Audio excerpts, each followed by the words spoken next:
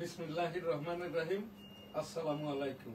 www.dailynewsista.com virtual editor হাফেজ মাওলানা শাহজালাল গোলদার স্টুডিওর বাহির হতে বঙ্গবন্ধু ডিজিটাল স্টুডিও অনুষ্ঠান এডিটিং এবং পরিচালনা করছেন হাফেজ মাওলানা রিফাত আহমেদ। স্টুডিও হতে ক্যামেরার পিছনে অনুষ্ঠানটি এডিটিং এবং পরিচালনা করছেন। উপস্থিত আমার এখানে সিনিয়র সাংবাদিক এবং অনুষ্ঠান পরিচালক ও উপস্থাপক মুস্তাফিজুর রহমান গোলদার। আমাদের ডেইলি ভিউজের সংবাদগুলো পাঠ করবেন। আমি ইপিও www.dailynewsista.com the Daily News Star ইংরেজি সংবাদপত্রের online news portal.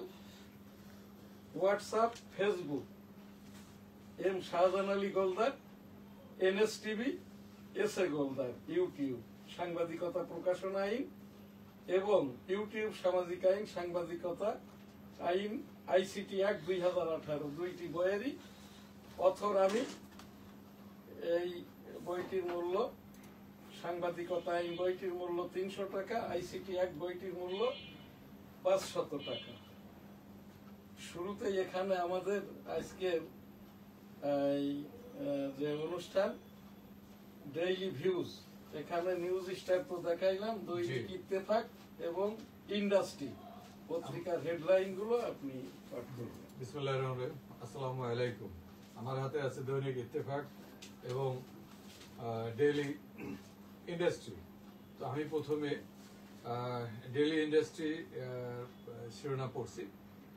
Investors concern over continued downturn in stock market, consumers crippled with growing food prices, evidence of genocide found against Hasina, Islamic Bank at high risk. এটা হলো দি daily ইন্ডাস্ট্রিজের শিরোনাম। আমি এরপরে আমি দৈনিক ইত্তেফাক আমার হাতে আছে, আমি ইত্তেফাকের শিরোনামগুলা পড়ছি। এ বিষয়ে বিস্তারিত আলোকপাত করবেন আমাদের ডেইলি নিউজ স্টার সম্পাদক ও প্রকাশক জনাব শাহজাহান আলী গোলদার। আমি দৈনিক ইত্তেফাকের শিরোনাম পড়ছি। প্রাইম এশিয়া বিশ্ববিদ্যালয়ের শিক্ষার্থী হত্যা, 10-15 জন নির্দয়ভাবে পেটায় জাহিদকে। প্রধানমন্ত্রীর ক্ষমতা কমাতে NCC গঠন ও রাষ্ট্রের নাম বদলে সায় নেই বিএনপির। মিয়ানমারে অস্থিরতা অব্যাহত থাকলে নিরাপত্তা ঝুঁকি সৃষ্টি করতে পারে প্রধান উপদেষ্টা। এইটা প্রধান উপদেষ্টার সকল কথাই ন্যাশনাল স্পিচ। এই যেটা মাননীয় প্রধান উপদেষ্টা ডক্টর মোহাম্মদ ইউনূস মহোদয়ের এই যে সকল কথাই national speech. Doctor Mohammad Yunus, মিয়ানমারে অনিশ্চয়তা অব্যাহত থাকলে নিরাপত্তা ঝুঁকি সৃষ্টি করতে পারে। 4 দিনের সফরে আজ কাতার যাচ্ছেন মাননীয় প্রধান উপদেষ্টা। এইটাই ন্যাশনাল স্পিচ। আরেকটা যেটা শিরোনাম, যে বিষয়টা যেটা হলো 10-15 জন নির্দয়ভাবে যে পেটায় ছেলেটাকে, জাহিদকে, এখানে আমি কিছুটা শিরোনামগুলো পড়ছি। কতিপয় বৈষম্য বিরোধী আচরণ, রক্ষী বাহিনীর মতো ছাত্রদল, CCTV ফুটেজ দেখে আসামি গ্রেফতারের চেষ্টা চলছে। ওসি, খুনিদের ফাঁসি হলে ছেলের আত্মা শান্তি পাবে, জাহিদের মা। প্রাইম এশিয়া বিশ্ববিদ্যালয়ের বনানী ক্যাম্পাসের প্রশাসন ভবনের গেটের সামনে 10-15 জন মিলে একজন শিক্ষার্থীকে পেটাচ্ছে। ওই শিক্ষার্থী প্রশাসন ভবনের ভেতরে ঢোকার চেষ্টা করেছেন। এরই মধ্যে একজন ছুরিকাঘাত করেন তাকে। এক পর্যায়ে প্রশাসন ভবনের দায়িত্বে থাকা নিরাপত্তা রক্ষীরা ওই শিক্ষার্থীকে ভিতরে ঢুকিয়ে ক্লাসিক্যাল গেট বন্ধ করে দেন। এরপর হামলাকারীরা চলে যায়। ওই বিশ্ববিদ্যালয়ের টেক্সটাইল ইঞ্জিনিয়ারিং বিভাগের 223 ব্যাচের শিক্ষার্থী জাহিদুল ইসলাম পারভেজের উপর হামলার এমন দৃশ্য CCTV ফুটেজ দেখা গেছে। হাসপাতালে নেওয়ার পর পারভেজের মৃত্যু হয়। এই হলো বিষয়। আমি 1971 সালের রণাঙ্গনের 265 দিনের মুক্তিযোদ্ধা, এইটি আমার সনদ। এই জায়গাটায় আমি এইটা কেন দেখাচ্ছি, রক্ষী বাহিনী, এখানে যে কথাটার সাথে তুলনা করা হচ্ছে, রক্ষী বাহিনী বলে এই দেশে কিন্তু কোনো বাহিনী কখনোই ছিল না। ছিল না। রক্ষী বাহিনীর নামে যে বাহিনীটা মুজিব বাহিনী এবং ওই যে বাকশাল, ওই সমসাময়িক সময়ে এর কোনোটাই কিন্তু আদলে রূপ পায় নাই। রক্ষী বাহিনীটা ছিল আমাদের যেমন এই যে পেইং আনসার, যারা আনসারের তো দুইটা ধরন, একটা সরকারি বেতন পায় আর একটা হইলো সাধারণ মানুষ থেকে নিয়ে বেতনটা দেওয়া হয়, কাজ করলে বেতন। রক্ষী বাহিনীটা ছিল ওই রকম ওই আনসারদের মতোই আর কি। এটা একটা পরীক্ষামূলক। এখন যেরকমটা হয়েছে আরো সহজে আপনি বুঝবেন, এলিট ফোর্স র্যাব এই টাইপের। এটা আমি ওই সৌদি আরব মক্কা মদিনাতে যেটা দেখেছি, ওই সৌদি গার্ড যারা মক্কা মদিনাকে এই পবিত্র নগর শহর বা আল্লাহর ঘর রাসূল সাল্লাল্লাহু আলাইহি সাল্লামের রওজা পাহারা যারা দেয় আর কি। তো রক্ষী বাহিনী ওই রকম একটা বাহিনী ছিল। সে যেরকম রক্ষী বাহিনী দেখেছি তাদের পোশাকটা ছিল লাল, লাল টুপি, এবং এদের ওই অফিসারদের থেকে সিপাই সংখ্যাটা বেশি ছিল। আমার বাড়িটা তো বেনাপোল সিটির গোলদার সিটিতে, ওই যেখান থেকে রণাঙ্গন মুক্তিযুদ্ধের আর কি, ওখান থেকে 2.5 কিলোমিটার দূরে ওয়ারফিল্ড থেকে আমার যেটা গোলদার সিটি, গোলদার বাড়ি জামে মসজিদ। তো এই জায়গাটাই আর কি ওই রক্ষী বাহিনীরা দেখতাম তৎকালীন সীমান্তে যারা স্মাগলার, নারী শিশু পাচারকারী, দুর্বৃত্ত, তারপরে এই রকম দুষ্কৃতিকারী যারা খুনি, জঘন্য অপরাধী, এদেরকেই আর কি চোখ বেঁধে ওই জিপ গাড়ি, রক্ষী বাহিনীর জিপ গাড়ির পিছনে বেঁধে টেনে হেসে নিয়ে আসছে। এদের জন্য এলাকার কোন লোকজন বা কোনো কিছুই করে নাই। একটা পর্যায়ে তো রক্ষী বাহিনী যেরকম এই রকমটা করছে, পরে এদের কিন্তু রাষ্ট্রীয় বা সরকারি কোনো রিকগনিশন হয় নাই। এখন যেসব ছেলেপিলে গুলো এই কথাবার্তা বলে আর কি, কার সাথে কার তুলনা করছে, আমি এখান থেকে শুধুমাত্র যেহেতু রক্ষী বাহিনী আমি দেখেছি, এখান থেকে আপনার এই খবরের ভিত্তিমূল থেকে উপস্থাপন কেন করছি, এই তুলনাটা করছে আর কি। ওই যে ছেলেটার কি নাম যেন, এই যে জাহিদ, জাহিদ যে ছেলেটা, এ কোন দল করে, কোন পার্টির, কোন বিষয়ের, এ জায়গাটায় আমার কোনো কথা নাই। এই রকমটা এটা কি মব নয়? আমি আপনার কাছে জানতে চাচ্ছি সাংবাদিক সাহেব, এই যে জাহিদকে মেরে ফেললো আর কি, এই জাহিদটাকে মনে হচ্ছে এ তো আমারই একটা সন্তান। হ্যাঁ, আমার খুব কষ্ট লাগে এইগুলো দেখলে। একটা বাবা মা, একটা তার আশপাশের পাড়া প্রতিবেশী, দূর নিকট আত্মীয় স্বজন, এই ছেলেটার বন্ধু মহল, এদের যে অবস্থাটা, এটা কি মব নয়? আর পুলিশ যে কথা হালকা ভাবে আর কি, যেহেতু এরা সরকারি দলের না, এরার উপরে আর ওই রকমটা দরকার নাই। আসামি ধরার চেষ্টা করা হচ্ছে, করবো, হইবে, হচ্ছে, দেখছি। এটা তো সেই সাহারা খাতুনের কথা। এটা তো সেই নাসিম সাহেব যখন ওই রকম স্বরাষ্ট্রমন্ত্রী ছিল, যশোর যেয়ে বললেন এই যে আন্ডারগ্রাউন্ড কারা হাজির হও, মাফ করে দিন। কথাটা হবে এইরকম পজিটিভ। এখানে জাহিদ খুন হয়েছে, মেরে ফেলা হয়েছে, এদেরকে যদি না পাওয়া যায়, ওই এলাকার ওর বন্ধু মহল ওই জায়গায় সবাইকে ধরে এনে ইন্টারগেট করতে হবে, বলতে হবে আর কি, তোমার এলাকার লোক, খারাপ লোক, ভালো লোক, মন্দ লোক, এদেরকে হাজির করো। এইটাই হচ্ছে, যদি না করে আর কি, তাহলে এই দোহাই দেওয়া দেওয়া করলেই কিন্তু এইটা অন্য পর্যায়ে যাবে। আর এইটা আমার এখান থেকে যেটা উপস্থাপনা করার, যারাই আর কি আমাদের এই শো দেখছেন বা না দেখছেন আর কি, এদেরকে ধরিয়ে দিন, আড়াল করবেন না আর কি। ধন্যবাদ। মিয়ানমারে অস্থিরতা অব্যাহত থাকলে নিরাপত্তা ঝুঁকি সৃষ্টি করতে পারে প্রধান উপদেষ্টা। এইটা প্রধান উপদেষ্টার কথাটা খুবই সুন্দর এবং ভালো। এইটাই আজ আমাদের এই জাতীয় স্পিচে আমি এই কারণেই বলে দিলাম। এটা নতুন সংযোজন হয়েছে, এনসিপি এবং মাননীয় প্রধান উপদেষ্টা বা রাষ্ট্রপ্রধান কিছু বললে আমরা এখান থেকে ওইটা কোড আকারে কি বলে ন্যাশনাল স্পিচ হিসাবে আমরা এখান থেকেই এটা প্রচার করবো। কিছু বিষয় অনিশ্চিত হয়ে পড়েছে, দরকার রাজনৈতিক ঐক্য। মির্জা ফখরুল।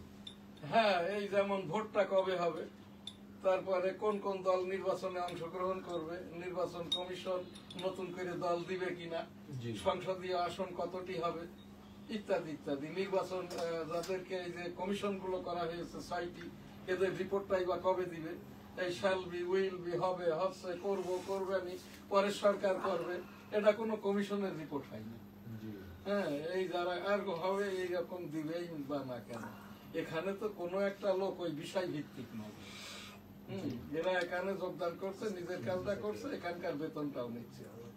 ইতিমধ্যে এইরকমটা 8 মাসে প্রায় 5,000 কোটি টাকা এই পারপাস সরকারের ব্যয় হয়ে গেছে, যে কারণে এই যে সরকারি ব্যাংক থেকে রাষ্ট্র পরিচালনার জন্য প্রায় 80,000 কোটি টাকা এই সহযোগিতা নিতে হয়েছে আর কি ডক্টর মোহাম্মদ ইউনূস মহোদয়ের সরকার। ধন্যবাদ। খাগড়াছড়িতে এবার 2 টেকনিশিয়ান অপহৃত। এর আগে তো 5 জন ছাত্রকে অপহরণ করেছে। জি।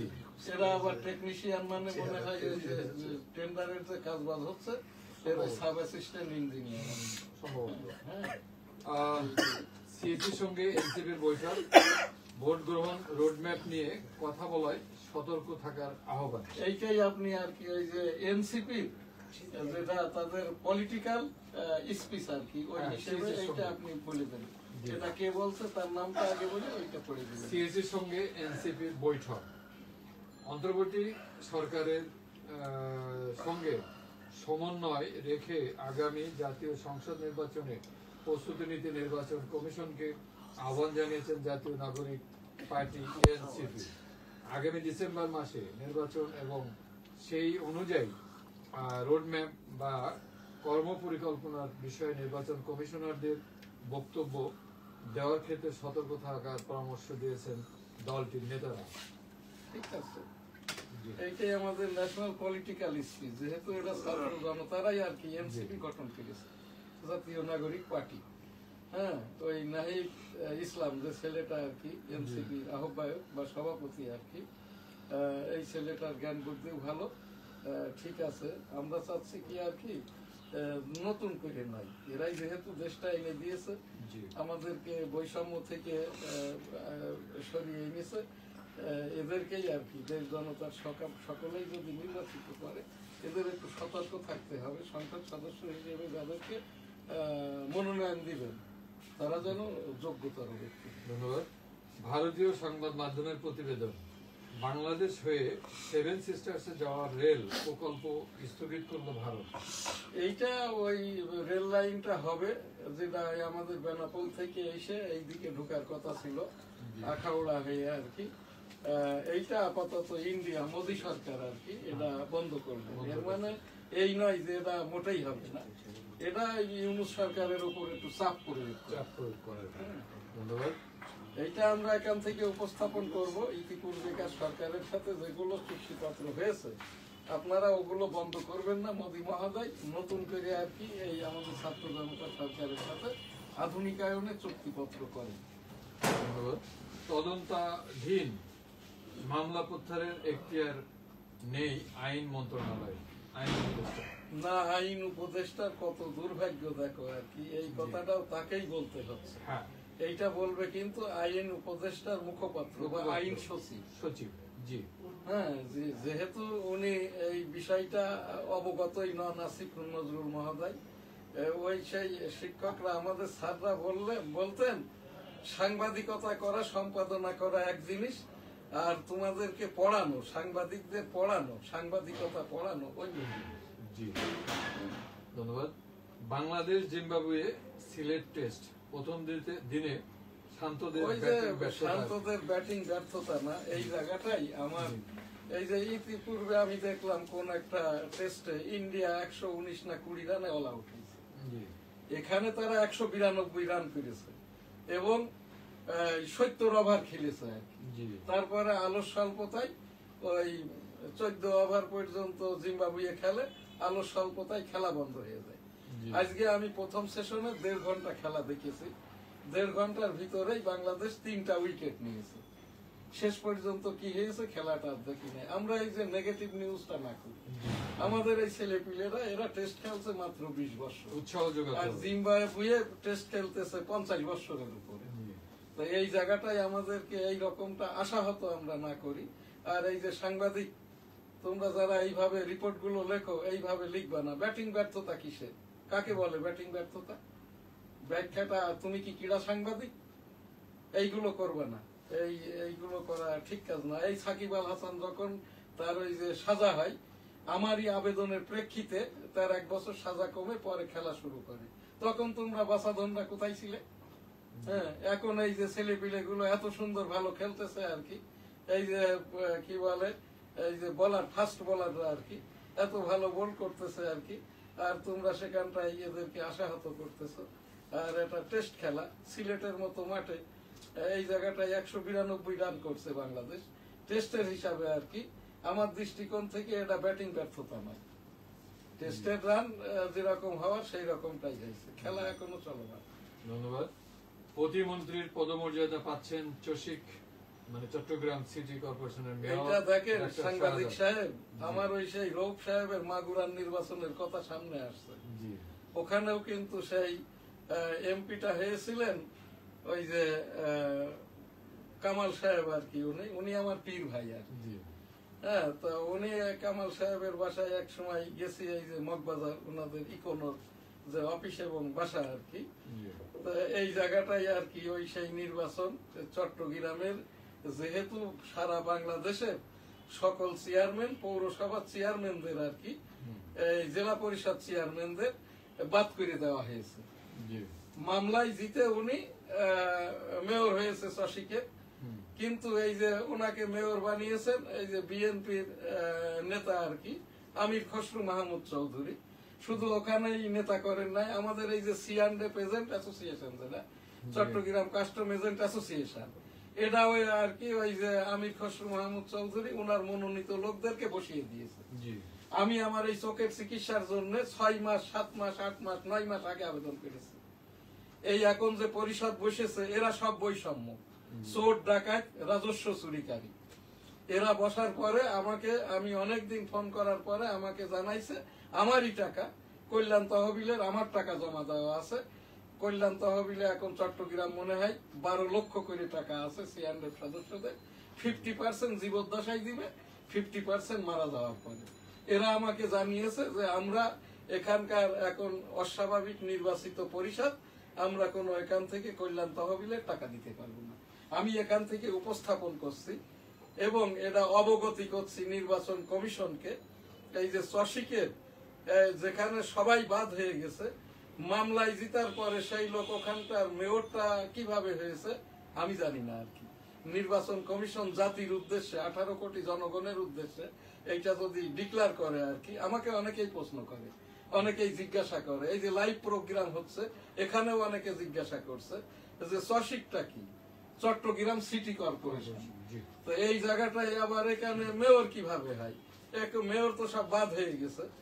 তো এই সাধারণ মানুষের প্রশ্ন, এই জায়গাটায় আমার উপস্থাপনা যেটা, আমি মাগুরার কথাটা কেন বললাম আর কি, একটা আমি তো এই যে মাননীয় উচ্চতর আদালতের এই যে রাজস্ব বিষয়ক আমি আইনজীবী আর কি, অ্যাডভাইজারি আইনজীবী, সেই জায়গাটার থেকে আর কি আমি বলছি এইগুলো বিষয়ের উপরে যখন কোনো খবর হয় গণমাধ্যমে যায় তখন এটার উপরে নজরদারিটা করবে কিন্তু ইলেকশন কমিশন। এবং এই জায়গাটায় আরো একটা নজরদারির প্রশ্ন এসে যায়, now we are under martial law, সামরিক আইন প্রশাসকের পরামর্শ মোতাবেকই আর কি এই জায়গাটায় ইলেকশন কমিশনকে এই বিষয়গুলোর উপরে কিন্তু মতামত, সিদ্ধান্ত বা পরামর্শ দেওয়া উচিত আর কি। ডক্টর মোহাম্মদ এইটা ইতিপূর্বেকার ওই তোর ওই চাচার থেকে কিছু ঘর ভাড়ার টাকা নিয়ে যা। তো আমি চাচার কাছে গেলাম সকালবেলা, উনি একটা ডিম ভাজি করে আমার রুটি 2টা খাওয়াই দিয়ে বললে, আরে বাপ আমি হচ্ছি তোর বাপের ভাই, বাপের মতো আবার কি আর কি, ঘর ভাড়া লাগে নাকি, এইটা এখানে কিছুই লাগে না। তো আমি বলে অ্যাডভান্সের থেকে দেন। আমি নিজেই অ্যাডভান্স, হ্যাঁ নিজেই অ্যাডভান্স। তো এসব লোকের ওই যে আপনার বায়োগ্রাফি যেটা, ওটা অ্যাডভান্স আগেই জমা দেওয়া আছে। ধন্যবাদ। ওই ইউনুস সাহেব যখন 1970 সালে আপনার আমেরিকান সিটিজেন হয়েছে আর কি, তখনই বায়োগ্রাফি জমা দেওয়া আছে। ধন্যবাদ। এনার প্রশ্ন করলে এইগুলোই বলবে, যেরকম আলী রিয়াজ সাহেব বলেছেন আর কি, আমি কোন দেশের নাগরিক, কি বিষয়াদি, লেখাপড়া কি, এগুলো আমার অনেক আগেই জমা দেওয়া আছে বায়োগ্রাফি। ধন্যবাদ। গুরুত্বপূর্ণ মেসেজ পেলাম। সারা দেশে পলিটেকনিক শিক্ষার্থীদের সমাবেশ, 48 ঘন্টার মধ্যে 6 দফা না মানলে লং মার্চ টু ঢাকা কর্মসূচি। রাউজানে ভাত খাওয়ার সময় যুবদল কর্মীকে গুলি করে হত্যা। উফ, এটা খুব দুঃখজনক। মর্মান্তিক।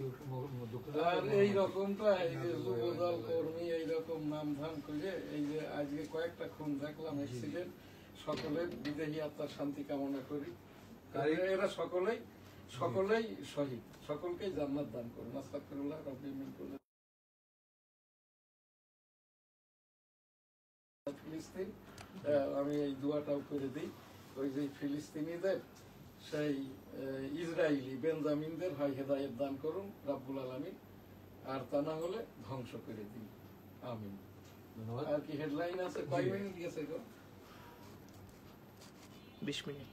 20 মিনিট। আচ্ছা, তাইলে আচ্ছা, আর দুই কিছু একটা হেডলাইন। শিরোনাম আমি পড়ি কয়েকটা।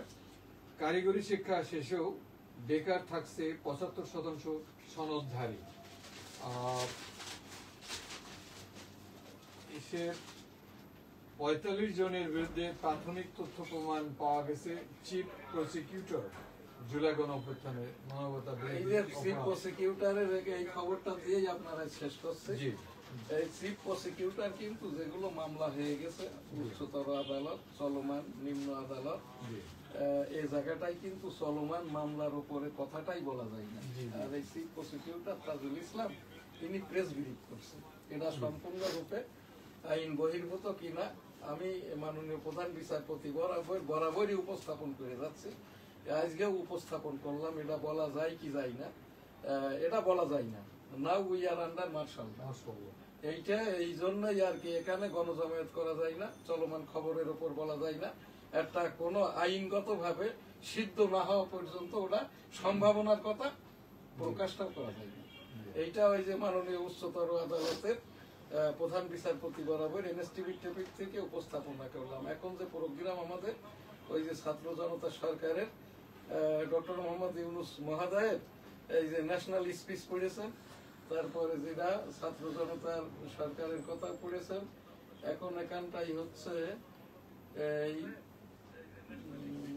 আমাদের অন্যান্য সংবাদের ভিতরে আমি ফিলিস্তিনের জন্য দোয়া করলাম। এখন এখানে 1971 সালের রণাঙ্গনের মুক্তিযুদ্ধ উপস্থাপনা। আমি 1971 সালের রণাঙ্গনের একজন 265 দিনের মুক্তিযোদ্ধা এম শাহজাহান আলী গোলদার এম.এ. শ্রেষ্ঠ মুক্তিযোদ্ধাদের মর্যাদা সেটেলমেন্ট প্রত্যাশা করছি।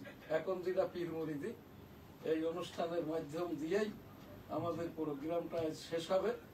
এখানে যারা এর আগে দিয়ে পানগাঁও কাস্টমস রাজস্ব সংবাদ, অনেকদিন পর পানগাঁও স্টেশনটা আবার ধুকে ধুকে চালু হয়েছে আর কি। ওই যে আমি তো রাজস্ব ব্যবসাটা করি, সারা বাংলাদেশের 11টা স্টেশনের 12টা পোস্টে গ্রাজুয়েট ইন্টারন্যাশনাল নামে সিয়ান রিপ্রেজেন্ট। এই পানগাঁও স্টেশন সহ বাংলাদেশের সকল স্টেশনে যে সকল চলমান মামলাগুলো আছে, এই মামলাগুলোর নিষ্পত্তিটা হচ্ছে না। এখান থেকে আমদানি রপ্তানিকারক, সিয়ান রিপ্রেজেন্ট, ফ্রেট ফরওয়ার্ডার, স্টেক হোল্ডাররা সবই খুবই অসুবিধার মধ্যটাই আছে। আমি এখান থেকে উপস্থাপনা করছি পানগাঁওয়ের এখন যিনি কমিশনার পানগাঁও কাস্টম হাউস, অনেক বিজ্ঞ মানুষ, ইনি এইরকম যারা সংশ্লিষ্ট মামলার আদলে ডেকে নিয়ে এনাদেরকে শুনানির মাধ্যমে সুরাহার চেষ্টাটা করছেন। আমি এই জায়গার থেকে উপস্থাপন করছি বাংলাদেশের সকল কাস্টম হাউস এবং স্টেশন ভিত্তিক এইরকম মামলাজনিত বিষয়গুলোকে যদি নিষ্পত্তি করে তাদের এই যে কাস্টম হাউসের কমিশনার মহোদয়ের সউদ্যোগে, তাহলে এখান থেকে আমরা উপকারটা হই। এই যে তাবলিগ, গতবারের তাবলিগটা আর কি এই 2.5 খণ্ড হওয়ার পরেও শেষটা ভালোভাবে হয়েছে। ওই যে সাদ মাওলানা পুত্র এবারের শেষ বয়ানটা করেন, দোয়াটাও করেছিল।